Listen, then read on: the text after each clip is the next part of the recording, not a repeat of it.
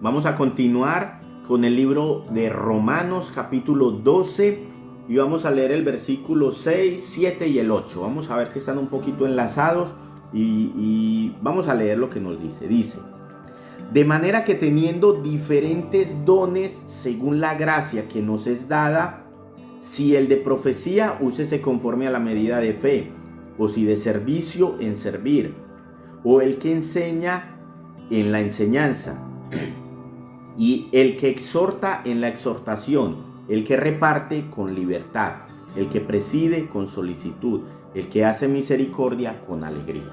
Amén. Vamos a analizar un poco a partir del versículo 6. Recuerden, estamos en Romanos 12. Dice: de manera que teniendo diferentes dones, o sea, no todos son pastores, porque es que mucha gente quiere enseñar, quiere estar arriba predicando en el púlpito, en una tarima, y no es esto. Dios no nos llamó a todos a eso. Es como todos en una casa no pueden ser padres, ni todos pueden ser hijos, ni en una empresa no todos pueden ser jefes. Pero esa es la mentalidad que tenemos. Todos queremos estar ahí y nos autoengañamos y nos creemos que siempre nosotros podemos hacerlo mejor que el que está delante. Siempre. Yo que predico, que intento predicar, que intento enseñar, intentando siempre que sea la gracia de Dios y que nunca pueda dañar a nadie, aún así cometo errores. No es fácil. Y no es fácil porque todos emiten un juicio cada vez que nosotros nos hacemos allí delante. Así que quitemos ese peso y esa dejemos de ser tan rígidos y más bien disfrutemos de que hay alguien puesto allí delante para instruirnos, para enseñarnos, y más bien hagamos todo lo que la palabra nos manda. La palabra dice que examinarlo todo, retener lo bueno y desechar lo malo. Pero es que lo que pasa es que nos quedamos con lo malo del que está ahí delante y nos perdemos todo lo bueno. Y en ese momento ya no estamos siendo instrumentos de Dios en la iglesia para edificación, sino instrumentos de Satanás para destrucción, aún siendo hijos de Dios. Y esto lo entendemos cuando Jesús le dijo a Pedro: apártate de mí, Satanás. Era un hijo, tenía un propósito, por grandes promesas, grandes cosas que hacer, pero aún así, estando al lado de Jesús, ya no digo en un lugar, en una iglesia como lugar físico, estaba al lado de Jesús y aún así estaba siendo instrumento de Satanás. Así que analicemos qué realmente es lo que se está manifestando cuando yo estoy emitiendo juicio. Recordemos que nos está diciendo: de manera que teniendo diferentes dones. Hay personas en la iglesia que tienen dones. Bueno, de hecho todos los que hemos creído en Dios tenemos que tener al menos un don del Espíritu Santo. Dice: de manera que teniendo diferentes dones según la gracia que nos es dada. Otra vez Pablo apela a la gracia. No es por méritos. No es porque el pastor es muy inteligente, o ese líder es muy inteligente, o ese hermano en la iglesia tiene una super memoria y aprende mucho. No. No es que esa persona tiene un corazón. No es así. Porque yo puedo tener un corazón muy bueno según el juicio del mundo y aún así ser un hombre o una mujer desobediente a Dios. Por tanto, no puedo ser usado por Dios. Todo esto es por la gracia de Dios. Él escoge qué don, en qué persona depositarlo. ¿Por qué? Porque Dios es soberano y Él puede hacerlo, ¿no? Así como nosotros, cuando quizá tenemos algún poder, de pronto poder adquisitivo, nosotros con nuestro dinero hacemos lo que queremos, ¿no? Pues Dios con su poder hace como quiere. ¿Por qué? Pues porque puede, porque es Dios, ¿vale? Dice: según la gracia de Dios que nos es dada, dada, no lograda, no comprada, no merecida, dada, es un regalo. Si el de profecía, úsese conforme a la medida de fe. Entonces hay un don de profecía en el cual Dios llena a esa persona con una fe quizá para ver de alguna manera una imagen, una escena futura para alguien específico o para el cuerpo de Cristo, para la iglesia, o de alguna situación o circunstancia que vaya a acontecer. Entonces Dios derrama ese don de profecía. Profecía realmente es hablar fe, pero fe no en base a mis emociones, sino en base a la dirección de Dios que he obtenido en comunión, en intimidad con el Espíritu Santo. Porque es que tristemente ahora hay muchos movimientos proféticos en el mundo que se mueven en emociones. Incluso hay iglesias o doctrinas que están, el centro, el núcleo es la profecía. Y esto es totalmente antibíblico. Jesús enseñaba, Jesús sanaba enfermos, liberaba endemoniados, consolaba, acompañaba, servía. Entonces, cuando yo baso mi fe en una sola de esas áreas de lo que Jesús vino a mostrarnos, yo ya no estoy creciendo de la manera adecuada, estoy creciendo atrofiadamente. Por tanto, es una falsa doctrina. Estoy yéndome en una dirección emocional que está siendo dirigida de alguna manera por Satanás y ya no por Dios, ya no por el Espíritu Santo. Tenemos que entender, la profecía es lícita, es bíblica, es de Dios, es la voluntad de Dios. Porque hay otra palabra donde dice Pablo, quisiera que anhelen los dones del Espíritu Santo, pero mayormente el de profecía. O sea, es un don necesario para la iglesia, no para que me vean que yo soy profeta y que Dios, soy muy usado por Dios. No, es para la iglesia, es para bendecir la iglesia. Vamos a ver, dice, según la gracia, si el de profecía, úsese conforme a la medida de fe. O sea, no empieces a inventar. Si Dios te ha dado una profecía acerca de algo, no le añadas. ¿Para qué te inventas cosas? Si al final vas a destruir la obra de Dios, primeramente en ti le vas a abrir una puerta a Satanás, vas a empezar a ser oprimido, tu familia va a empezar a ser atacada y destruida sí o sí. Entonces, ¿para qué quieres agradar? ¿Para qué quieres que te vean, que te escuchen cosas magníficas y maravillosas si el precio a pagar es demasiado alto? El que el Espíritu Santo o que Dios te deje de lado no tiene sentido. Para eso nosotros, los que podemos escuchar quizá la profecía, tenemos que tener discernimiento. ¿De dónde viene esta profecía? ¿Realmente del Espíritu Santo que mora en esta persona y que lo está usando para bendecirme, para edificarme, para instruirme, para corregirme?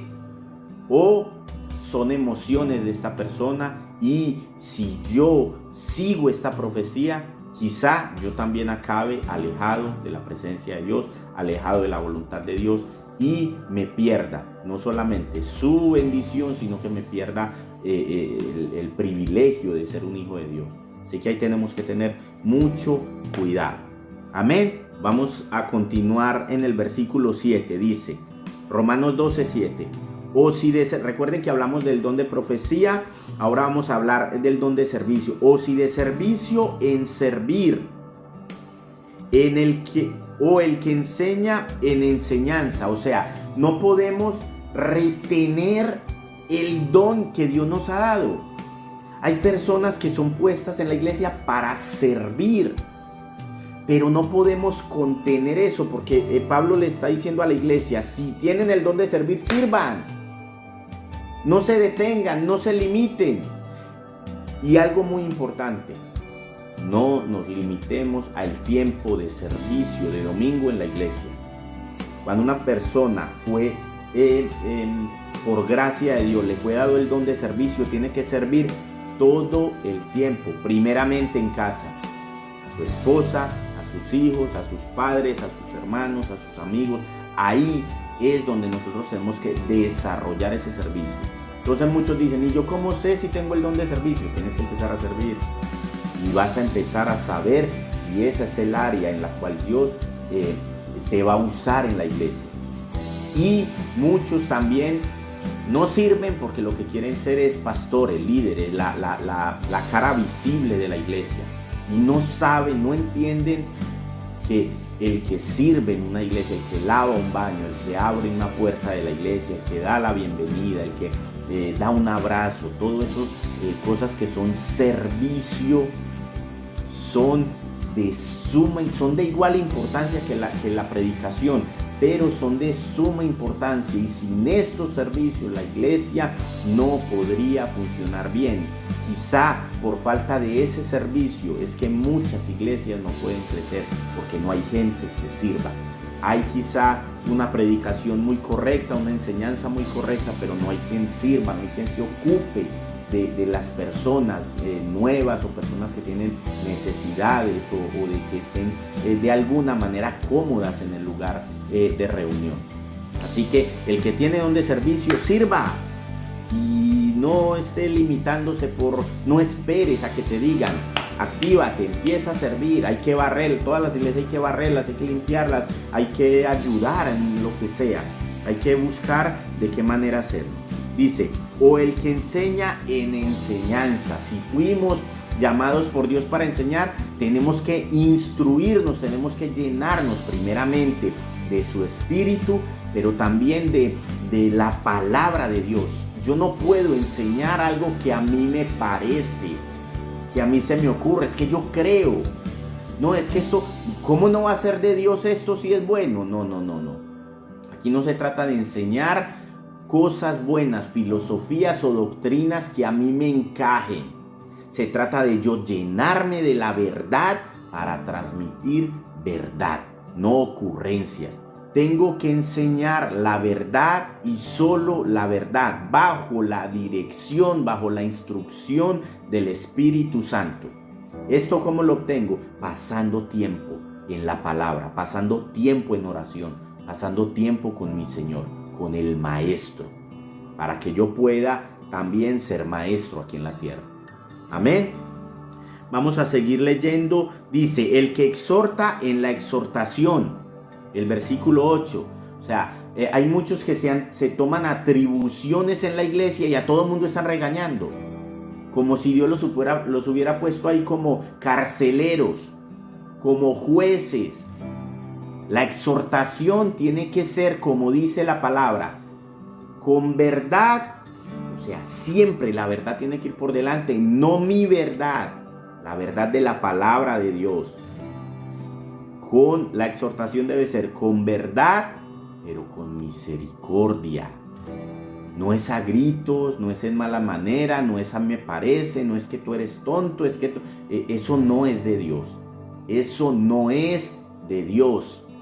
Tenemos que entender, cada persona que entra a una iglesia, cada persona que hay en nuestra familia, incluso cada persona que hay en el mundo, son criaturas de Dios, no mías. Le pertenecen.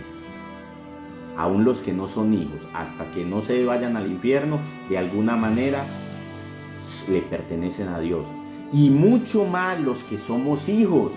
Entonces, ese hermano difícil de la iglesia, esa oveja difícil de la iglesia, vale la sangre de Cristo. ¿Cómo puedo yo ultrajarla, maltratarla, oprimirla, humillarla?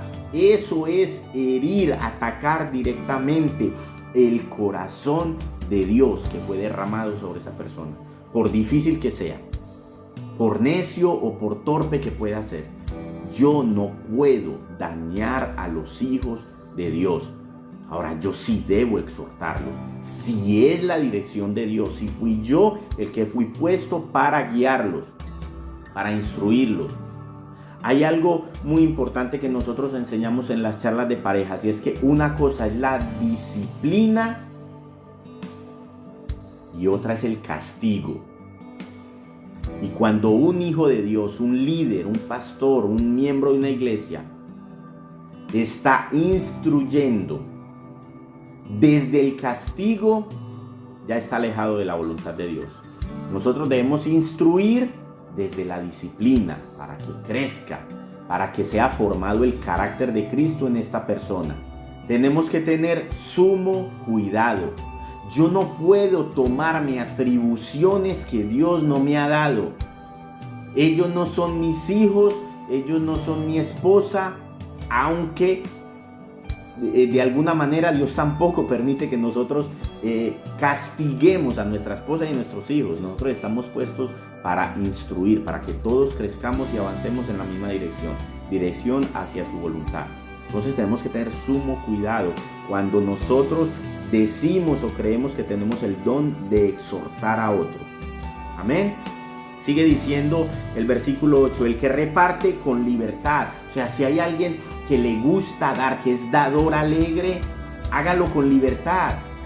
No permita que alguien venga y le imponga cargas económicas o de tiempo que Dios no le ha puesto. Es lógico que tenemos que invertir dinero y tiempo en nuestra iglesia, en nuestra casa espiritual. Por supuesto que sí, porque hay gastos y hay servicio que tenemos que prestar. Si no estamos en la iglesia, pues la gente no va a venir, porque tiene que haber personas ahí que les sirvan, que les ayuden, y hay que invertir, y esto cuesta. A veces hay que sacrificar gustos, hay que sacrificar tiempo, a veces con la familia también, pero que sea algo que Dios te haya puesto, que sea algo que si es tu pastor el que te lo pone, sea porque Él también está ahí contigo, sirviendo, trabajando mano a mano, codo con codo. No es que yo soy el pastor y yo me voy para el sofá y ustedes tienen que estar ahí 15 horas haciendo cosas. No. Todos somos miembros del mismo cuerpo. Todos debemos dar y servir. Pero no permitan que se extralimiten con ustedes. Se los digo, yo les pongo un ejemplo muy claro. Un tiempo yo estuve en una iglesia en el cual trabajábamos y el pastor me dijo, yo le dije un fin de semana, mira, este fin de semana yo estoy muy cansado, llevo 6 meses sin parar, me quiero ir para la playa esta semana con mi esposa y con mi hija, solo teníamos a nuestra hija Nicole, y él me dijo, no, para eso ya habrá tiempo. Yo dije, ¿cómo que para eso ya habrá tiempo? Si ahora éramos 100 personas, dentro de 3 meses vamos a hacer 200, menos tiempo va a haber. No. Nosotros tenemos que tener las prioridades en el orden correcto. Las prioridades son primero Dios sobre todas las cosas, luego mi esposa, mi cónyuge, luego los hijos, luego la iglesia, luego el trabajo, luego la iglesia, o sea, el servicio en la iglesia. Yo tengo que tener mi vida ordenada. Si yo no tengo mi vida ordenada, entonces todo lo que yo dé a Dios no le va a agradar. Pero sobre todo no va a producir el fruto que yo quiero y que Dios quiere que se produzca en esas personas. Así que el que reparte con libertad, hágalo con libertad, que no haya presión. Tiene que haber amor. Por eso Dios dice que Él ama al dador alegre. Yo no puedo estar dando o sirviendo en amargura. Eso no llega delante de Dios. Dice, el que preside con solicitud, o sea, el que va a hacer algo, el que va a estar delante de algo, que se va a hacer cargo de algo, de un área en la iglesia, de lo que sea, tiene que hacerlo solícitamente. No sirve que seamos negligentes, tiene que haber una preparación. Ay, pero para lavar un baño tengo que prepararme. Sí, ora a Dios. Clámale, Señor, quiero hacerlo para ti. Padre, que cada persona que venga y entre en este baño, que sea tocada por tu Espíritu Santo, aún en el baño. Eso es solicitud, y así en cada área de servicio de la iglesia. El que hace misericordia con alegría. No se trata de que yo muestre un corazón súper misericordioso y luego esté amargado, o luego esté criticando a esa persona a la que le manifesté supuesta misericordia. No nos creamos que la gente es nuestra, la gente es de Dios. La gente hay que cuidarla y hay que amarla, pero para amarla yo tengo que llenarme primero del amor de Dios. Ese es el orden correcto. Amén. Así que tenemos que vivir y servir a Dios, pero con alegría. Dice la palabra que el gozo del Señor es nuestra fortaleza. Ahí es donde nosotros tenemos que meternos, a llenarnos del gozo del Señor, para que eso sí que nos haga fuertes, nos llene del poder de Dios y poder ser efectivos para su gloria. Amén. Así que vamos a continuar luego en el versículo 9 de Romanos 12. Continuamos en un próximo video. Dios los bendiga.